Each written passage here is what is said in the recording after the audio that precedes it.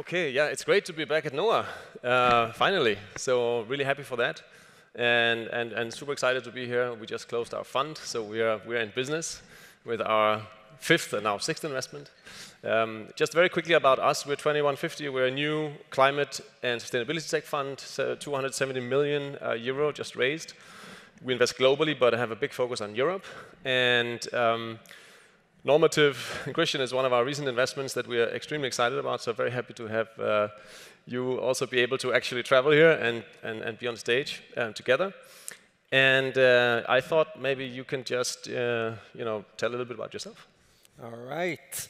Happy and excited to be here. And I know that we're all behind schedule, and I have a tendency to ramble on about climate change for really long, so I'm going to try to keep it short this time. So I'm Kristian. I'm the CEO and co-founder of Normative. I've done like quantitative analysis and carbon accounting for the past 10 years. Come from an academic background, working for the University of Oxford around quantifying various global risks, including climate change, risk of nuclear war, and also risk from global pandemics, which we're in the middle of right now. Decided to leave Oxford in order to start Normative, to really help companies gain actionable insights on what they need to do in order to lower their carbon emissions and go towards net zero emissions. So that's a bit about me and my background. And what is it, sort of very short, that Normative actually does? Maybe to explain that. Yeah, so we are a cloud-based platform and an infrastructure for the net zero emissions economy. So that means in concrete terms that we help companies account for their carbon footprint and take the right actions to go towards net zero emissions. Okay, so I thought we could start with the good news. Yep. And the good news is that more and more companies, I think an exponential number of companies, are committing to reducing their carbon emissions and working towards net zero. That's fantastic, but how do we actually keep all these companies accountable for what they actually do? And I think that would be very interesting to hear from your perspective. Yep. So it's all good that we get an exponential growth in terms of companies going net zero and committing to disclose their carbon emissions.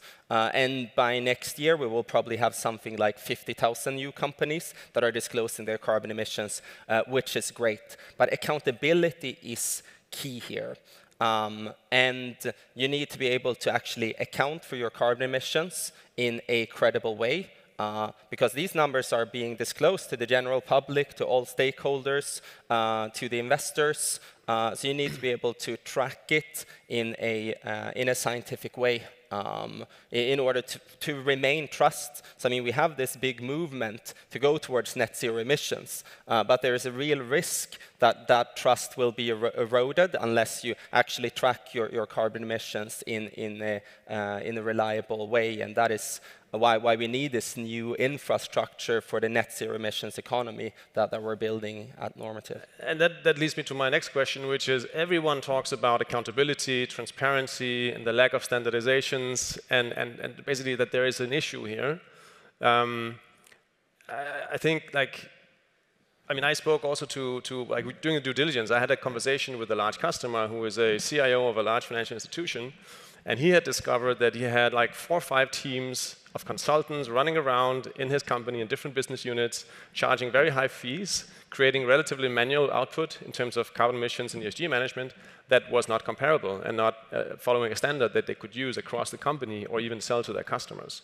That's why he approached you, right? So I think, why is this transparency and standardization question so important for you? Yeah, this is incredibly important because we have this big movement. So everyone is talking about carbon disclosures, but not enough people are talking about the accounting that is producing the carbon disclosures and that it's done in a comparable way. I mean, right now, if you look at the carbon disclosures of the 10,000 companies or so that are actually disclosing their carbon emissions, it's not at all comparable. So if it's not comparable on a company level, then it's not comparable at an investor portfolio level. So I mean, right now we're kind of in a situation. It's kind of like handing in your profit and loss statement on a napkin. It would be completely illegal and outrageous. And we need to treat carbon accounting with the same level of rigor. I mean, it's not only the future of your business that's at stake. It's the future of the planet. Okay. Yeah. Well, annual report on a napkin, I think that would definitely not go well. So another thing I'd like to talk about is that how you help different companies. I mean, you serve all kinds of companies across 9 different markets, all kinds of sectors. So I guess we had a presentation before speaking about private equity managers, venture firms. We have quite a few of those. But there are also more operationally heavy companies, and that's probably the harder problem to solve. So how do you actually, how is Normative helping, and why do you need a SaaS product with artificial intelligence, data science behind it to actually solve this at scale? Yeah.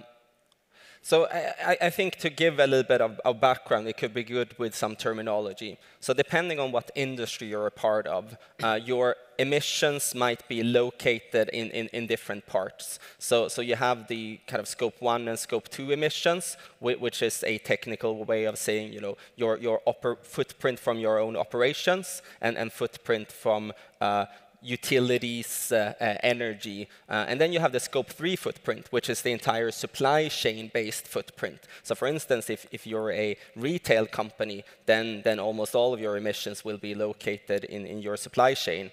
But for instance, if you're a logistics company, then maybe all of your footprint will be located in your operations, having the trucks and the transport and so on. So it all depends what industry you're a part of, where the footprint is located. And what you do or would like to do is to make this software, the scalable software solution, available to the supply chains of the big companies that ultimately have the biggest, that's the bottom of the pyramid, or like we only see the tip of the iceberg if we look at... Exactly. So on average, 90% of emissions are actually located in the value chain.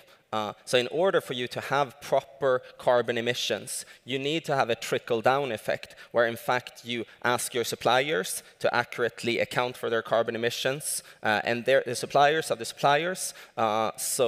I mean, in order for that trickle-down effect to happen, we need a mass mobilization when it comes to carbon accounting. So we're working together with the UN Race to Zero campaign, Exponential Roadmap Initiative, Women Business Coalition, and partnering with Google, where we are in fact building a free and an open source supply chain engagement tool, where you go from just estimating emissions in your supply chain to actually collecting some real data and really leveraging the incentives of the large banks that need data on their loans portfolios, or large enterprises that want data in their supply chain. So you really need that kind of viral coefficient in order for this to gain traction. So instead of 50,000 consultants every quarter, you give them some software for free so they can start basically. Yeah. Okay, now we're a little bit pressed for time. Yeah. I'm going to do a few very quick questions that I wanted to actually put to you, which is,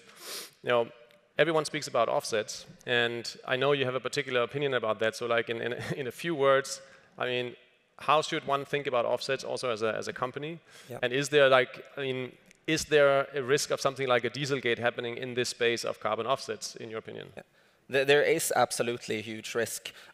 So, for instance, if there's anyone here in the audience that are paying, $1 to $10 per ton, then you should probably stop what you're doing, because there's difference between different type of climate investments. So, I mean, there will always be a residual around 10%. First of all, you need to remove your own emissions, and then the 10% where you can't actually reduce your own emissions, you need to invest in nature-based solutions and carbon removals. And the high-quality projects, it costs more like 500 per ton. So I think it's important to approach this with integrity, because Bloomberg, Washington Post, and I mean we're having a piece in the Guardian and Washington Post around this problem, that you need to properly account for your emissions, but you also need to invest in high quality removals and not just low quality offsets, because you have a reputational risk.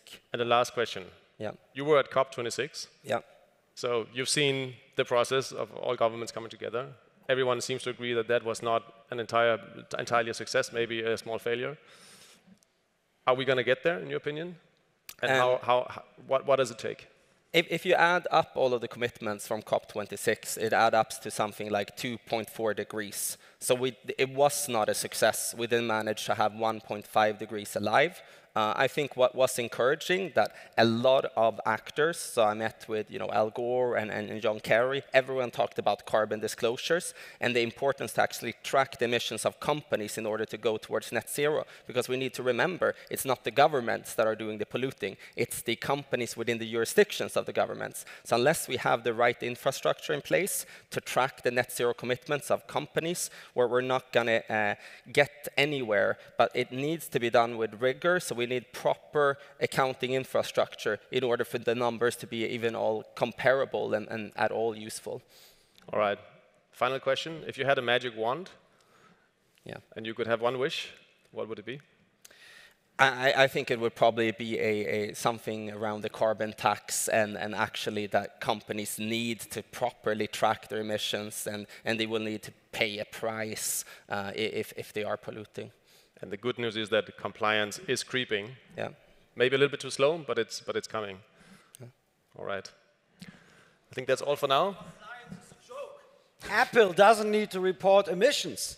You have from the top 100 polluters no data. You're totally right. CDP stopped reporting emission data 2018 or 17, so we are flying all blind. Yet, they are the offset promises. Doesn't make any sense. We need to put pressure on regulation. Especially the big guys always get a free ride, right? Yeah. The big polluters, they always get an excuse because they're big employers, like they contribute a lot of money. So I mean, the carbon tax is ultimately what's gonna drive. I think the good news in one sense is that capital markets are efficient. So if you look at the cost of capital for creating a new oil production facility or coal plant, it's about 20% now. It used to be 5 years ago on par with solar, and solar is now probably just a few percent. So, I mean, financial markets are actually pushing this very, very hard. And I think also the EU is doing quite a lot of great things. But you are right. A lot of big guys are getting off the hook too easily.